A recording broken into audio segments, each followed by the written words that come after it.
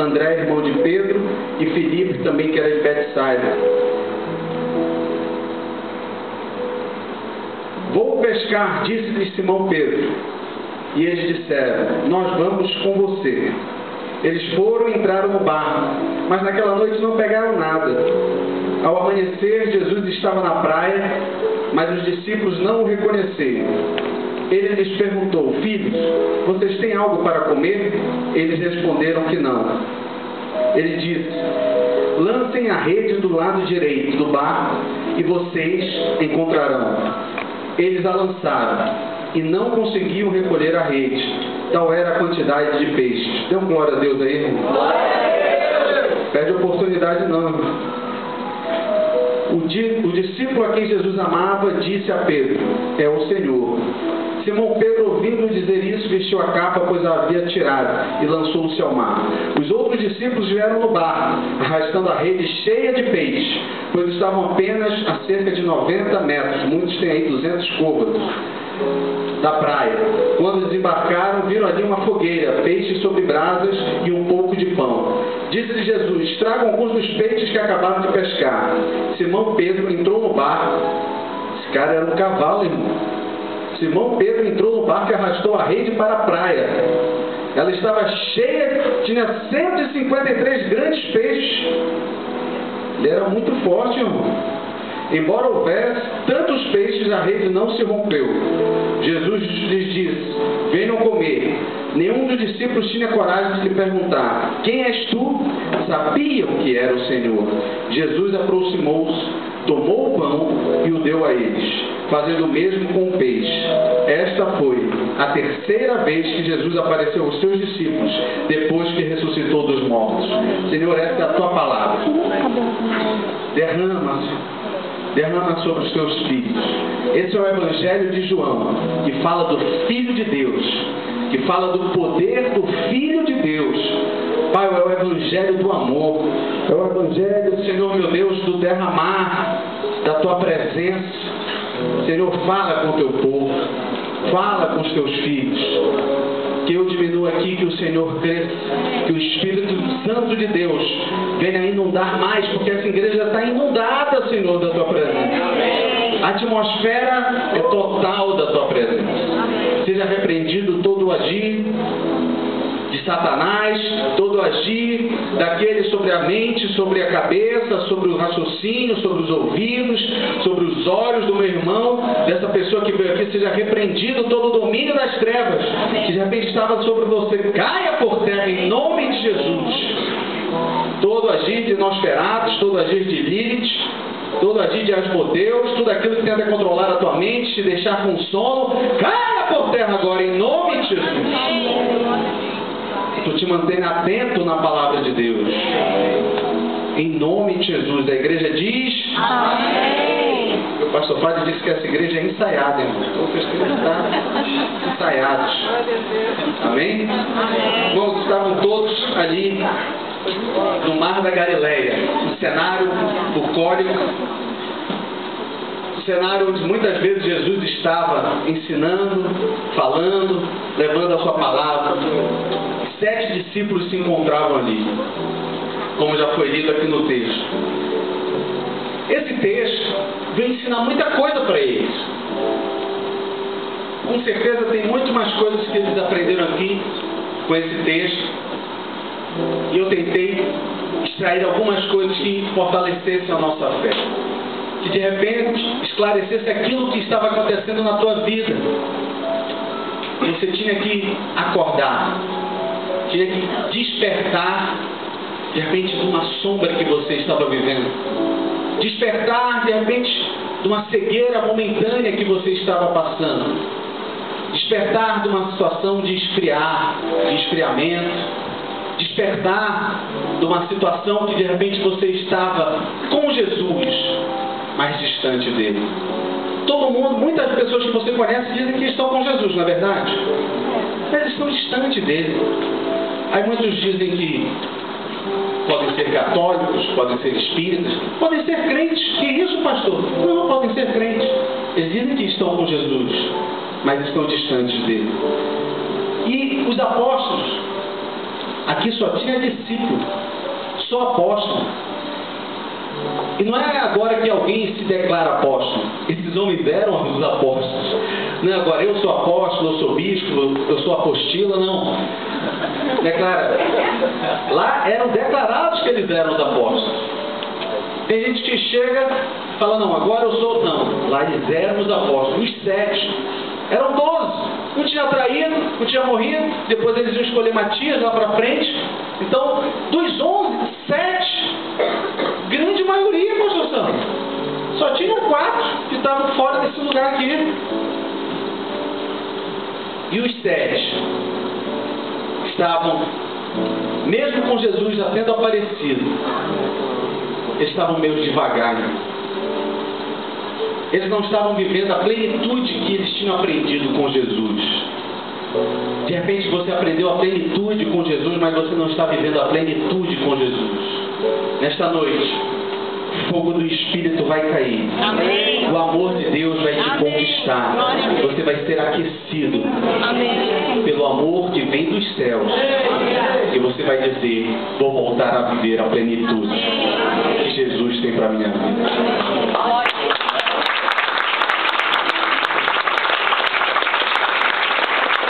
Irmãos, esses homens viveram coisas maravilhosas. Eles viram coisas maravilhosas.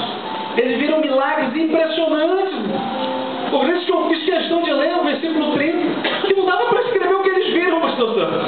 Não dava, que não ia aguentar nem até livro.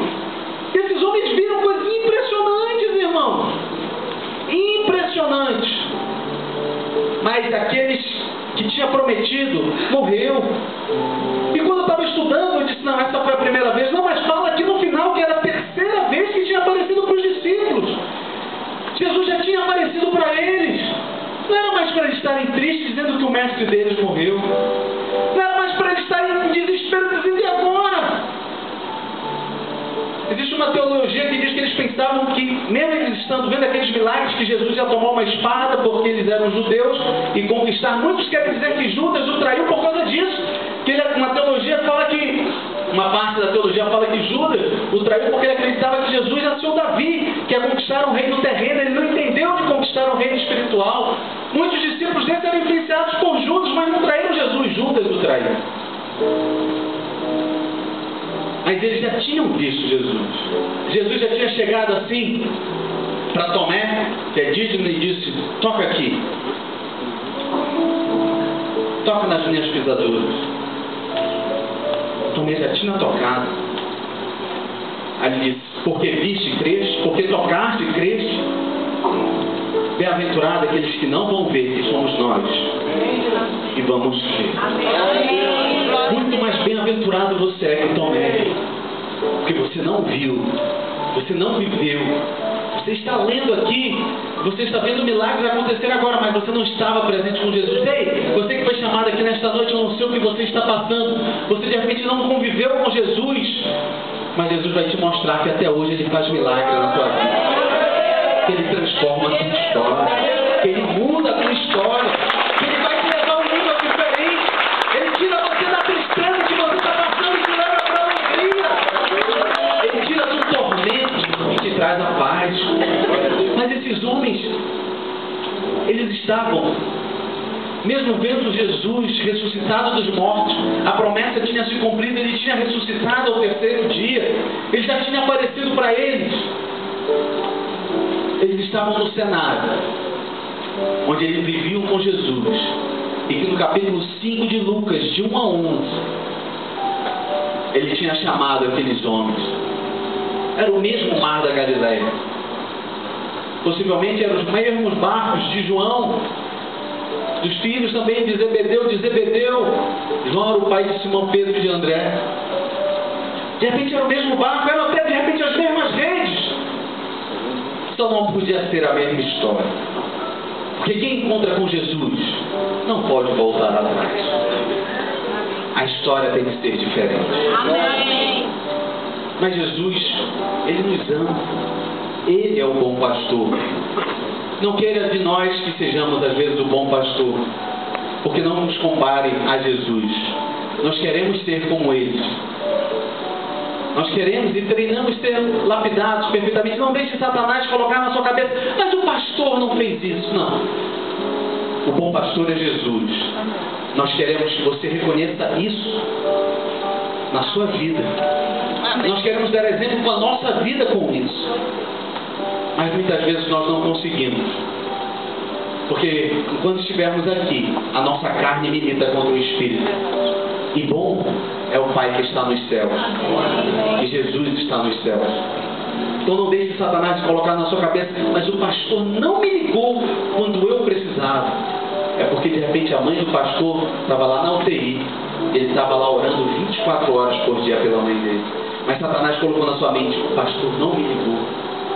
Você está entendendo, irmão? Amém. Não deixe Satanás colocar na sua cabeça certas coisas para lhe afastar de Jesus. Porque o que ele quer não é você ficar chateado comigo ou com o pastor, não. Ele quer te afastar de Jesus. E ele é o bom pastor. E esses 7 homens, 7 apóstolos, 7 discípulos de Jesus que tinham visto coisas incríveis, eles estavam com o coração esfriado. Eles estavam numa situação em que eles estavam devagar na fé. Por quê, pastor? Que heresia é essa que o Senhor está falando dos apóstolos de Jesus? Que era a terceira vez que ele aparecia. No começo diz, novamente aparecem os seus discípulos. E no final diz que é a terceira vez.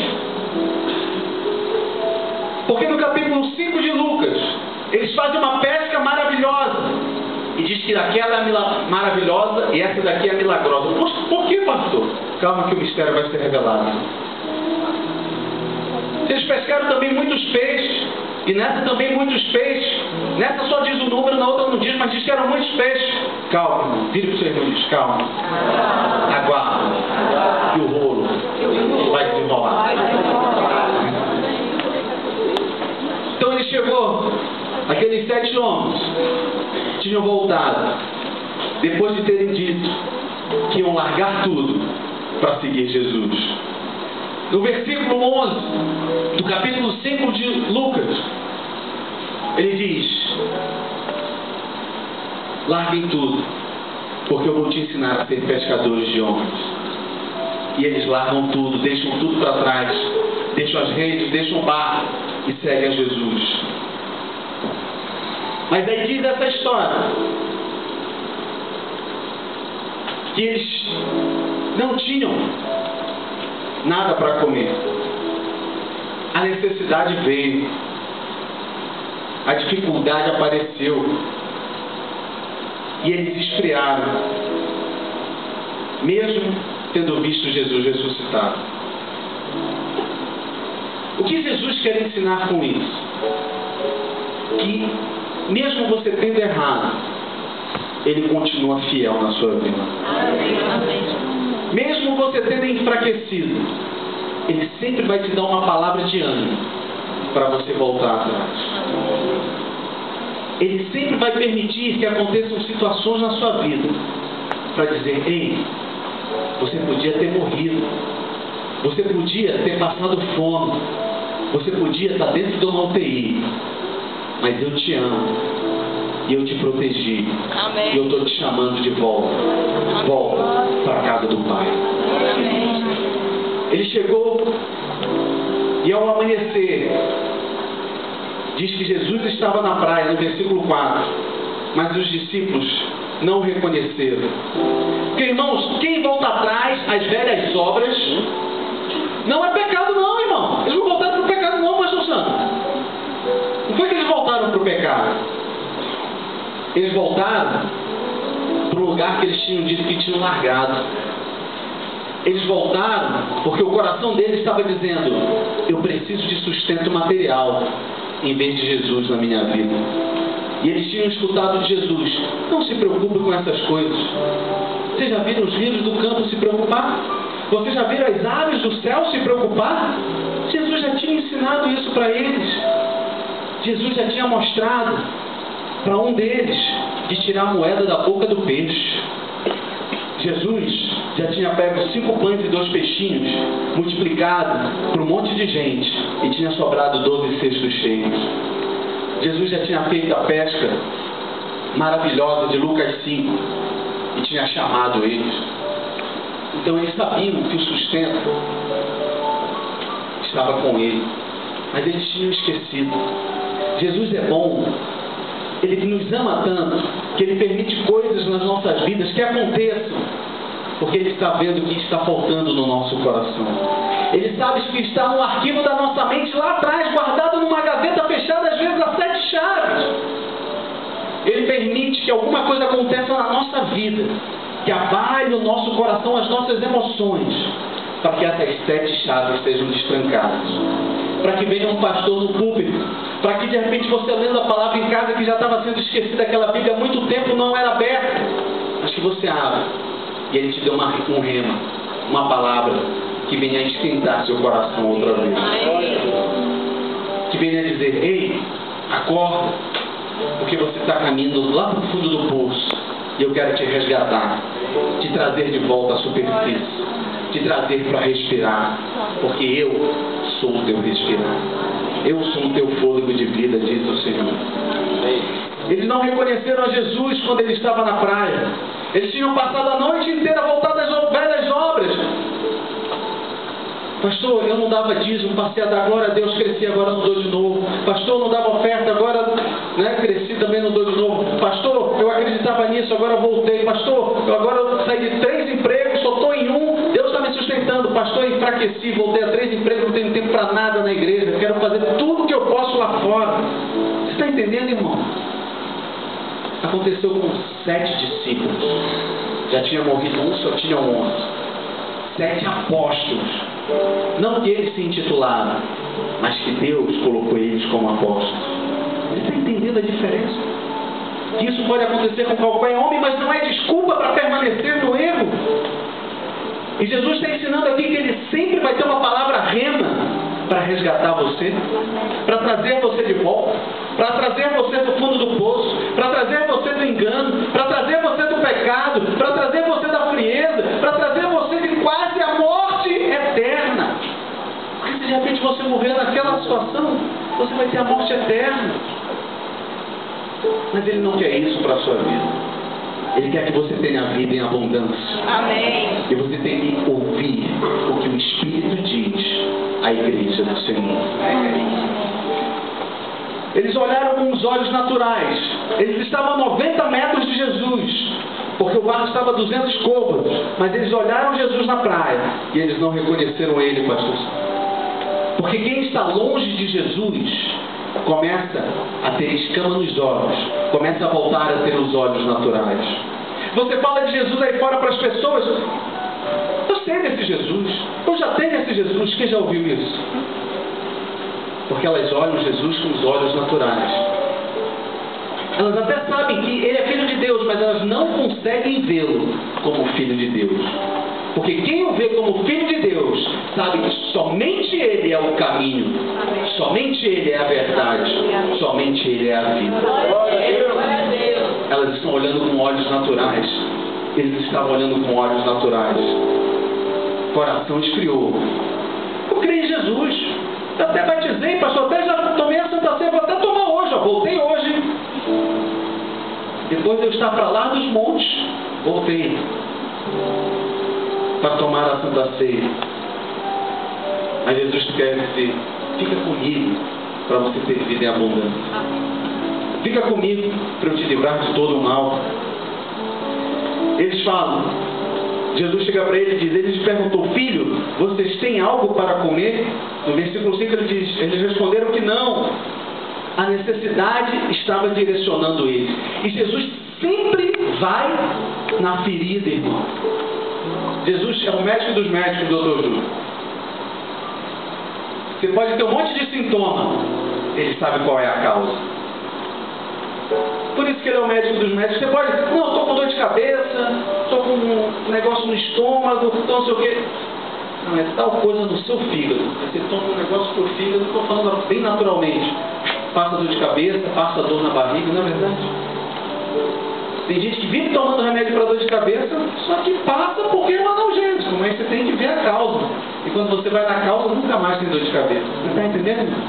Jesus ele vai direto na causa. Amém. Ele diz: vocês têm algo para comer? Jesus estava ressurreto, irmão. Não precisava de ficar comendo, não. Então parece que você pergunta isso. Não era por causa dele, não, irmão. É porque ele queria ensinar. Jesus não veio falar aqui para ele se edificar, para ele ficar mais glorioso diante do Pai. Não, ele veio falar para você, para ensinar coisa para você e para mim. Para declarar: ei, eu te dou a vitória. Eu te dou a situação. Eu te dou a resposta. Porque a situação vem, mas eu permito essa situação, mas eu te dou a resposta para ela. Tem muita gente que entra na situação e não consegue a resposta porque não quer a resposta do Senhor. E vive na luta e na tribulação. E vive no erro e no engano. Na sua vida profissional, no seu casamento, na sua saúde. Porque ela entra na situação, mas não consegue pegar a resposta. Ei, Jesus hoje veio te dar a resposta. Ei, você que está visitando hoje aqui, você que veio aqui, Jesus veio hoje te dar a resposta. Você deve estar dizendo: esse pastor sabe da minha vida. Alguém falou para ele? Não. Quem está falando aqui é o Espírito Santo de Deus. Ele sabe o que está acontecendo na tua vida. E ele veio te dar a resposta. Dê uma salva de palmas a ele. Ao Senhor Jesus.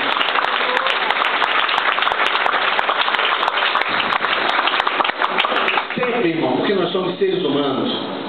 Vamos colocar quase sempre. Não, geralmente. Era para colocar sempre, mas vou colocar geralmente. Geralmente, a necessidade vai direcionar a tua vida. Oh, mas eu sou... Geralmente a necessidade vai direcionar a tua vida. Os negócios começam a apertar. Eu vou ter que me virar, vai ter que vir de algum lugar. Tu esquece de cair nos pés de Jesus. Seja na saúde. Não, vamos procurar um médico, mais especialista, vamos correr atrás, vamos fazer a minha parte. Faz a tua parte, mas antes, cai nos pés de Jesus. Não, está faltando dinheiro agora nessa situação. Olha essa dívida. Cai nos pés de Jesus. Eu já vi dívida assumir de computador de banco, irmão. Mas eu tenho 10 mil, chegou lá, era 200 reais. Eu falei: mas era 10 mil. Olha, o computador aqui não mente, ouviu, Paulo? Ouviu? 200 reais. Tá bom, então tá bom. Pagou o que pode. Quem crê nisso aí? Quem faz isso, irmão? Já vi testemunho aqui na pastor. Isso é mentira. Eu não vou mentir no altar, você é fulminado, irmão. Aí é aquele que fica mentindo no altar. Vai ser fulminado. Jesus, sempre, Ele vai te surpreender. Amém. Por isso que você deve buscar a Ele. Pastor, onde é que está isso? Lê aí o versículo, irmão. 6. Jesus disse: lance a rede do lado direito do mar e vocês encontrarão. O que aconteceu? Eles lançaram e não conseguiam recolher a rede. Tal era a quantidade de peixes. Eita Jesus! Pastor, essa história tem alguma coisa a ver com o deserto, com Israel. Povo que queria voltar para o Egito, comer cebola, comer as coisas que ele comia no Egito. Mas no Novo Testamento é com os apóstolos, aconteceu. Pastor, mas é o mesmo sentido. Os caras não tinham nada, voltam para o deserto. E o que é deserto? É você passar pelas mesmas situações e não aprender com Jesus e viver as mesmas situações, tendo as mesmas necessidades e anda em círculo, porque você passa as mesmas situações, as mesmas necessidades e não aprende e não avança. Jesus estava fazendo eles viver a mesma situação de Lucas 5, em que eles deixaram tudo e seguiram a Jesus. Agora eles tinham largado de serem pescadores de homens, tinham largado de repente o seu ministério, tinham largado as suas funções na igreja, tinham largado alguma coisa que Jesus já tinha chamado eles. Um discipulado, uma célula, servir como diácono, entregar alguma coisa no altar, porque ficaram com medo, esfriaram. E Jesus permite o deserto para passar as mesmas situações no casamento, na vida familiar, na vida financeira, na saúde, porque Ele te ama, porque diz que o Senhor disciplina quem ama, porque o seu filho tem que aprender, senão ele vai quebrar a cara quando crescer, porque você tem que aprender o que Jesus quer te ensinar. E você não pode achar que você é especial mais do que outro, porque todos são filhos de Deus. E Ele quer te ensinar que você vai sair do deserto, vai sair dessa situação, vai parar de ter essa necessidade, porque nesta noite a revelação está chegando no teu coração e tu vai aprender o que é para fazer. E você vai entender como eles entenderam.